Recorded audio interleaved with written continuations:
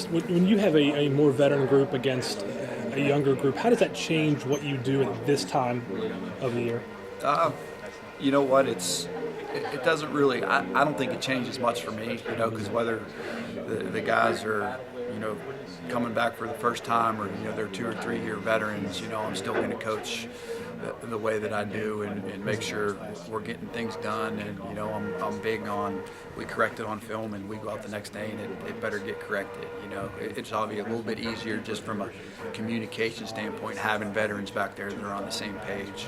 But like I said, whether it's a guy getting 5 reps for the first time or 30 reps and he's been there for 2 years, I think it's kind of starting from scratch. And I don't take anything for granted, especially after last year. We're getting guys rolling and trying to get it back to what we've done over the past 2 or 3 years. You've got 6 practices before your initial break. What are the goals there just after those 6? What would you like to have established? Consistency, more consistency.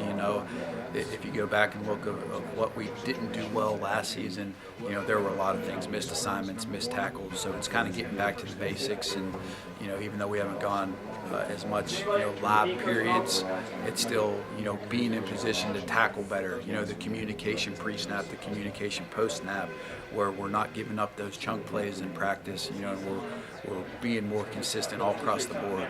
At every position. How much further along right now is Kenny, and what can you see the difference between where he was last year, even at the end of the season, to where he is now? Just more confidence, and that comes with experience. He was kind of thrown in there, and sometimes I thought last year that things moved a little fast for him, especially on Saturdays when things got rolling, but just more confidence with more experience and understanding not only what he's doing, but the guys around him. I think that makes you a better football player when you understand what's going on up front, with the D-line, with the linebackers, with the corners outside, where's your help, what are they reading? So, see a little bit more. Obviously, he's got to be more consistent from a practice standpoint, just an effort thing, and but he's continuing to get better. He's getting faster. He's getting stronger. So, this is big 15 practices for him, as well as the summer workout program will be ready to go. Is he at a point where if he sees somebody misaligned, he'll recognize that and he can point it out? He's getting there. Yeah. He's getting there. In the film room, yes, he does. Which I expect those guys to on the field. I don't think so much right now, but it's a work in progress. But it's night and day from last year.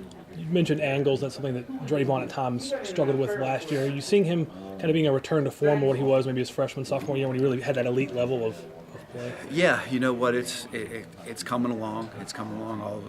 Obviously we knew what we expected last year from him, and it was just up and down at times. But through 4 or 5 practices this spring so far, he's comfortable. He's been locked in, and he looks like he's starting to get back to the form that he was a couple of years ago. Did he need that kind of reset button just to maybe get away from it for a bit and then take a month or so? I think that helps. You know what I mean? A guy that has so much experience and wants to be great and puts a lot of stress on himself. Sometimes the best thing for you is to have a little break after the season and get back and clean slate, and knowing that it's his last go around.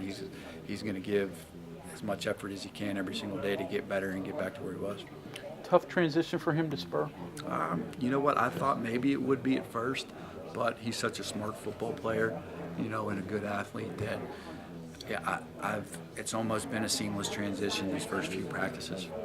We look at his body compared to your last Spur in Kaiser, and they're not the same. Can a smaller guy like him be effective there? Yeah, absolutely. I think so. Obviously everybody would like the 6'2", 215-pound safeties that can run, but it's not always in the cards. It's just that position's about playing with effort and just being a smart football player and putting yourself in position. I can't go out and set him up where I want him to line up every snap. So it's about disguise and movement around it. Knowing where you got to be at the snap of the ball, and so far it's like I said, he's done a pretty good job, and he's a film guy too, so he's always asking questions in the film room, and understands what we want from him out of that position. Obviously smaller body, if we get to line him up against a tight end, now that's just using athleticism instead of power, unlike what Kaiser had. But so far it's just a different type of body there, but he's done a pretty good job.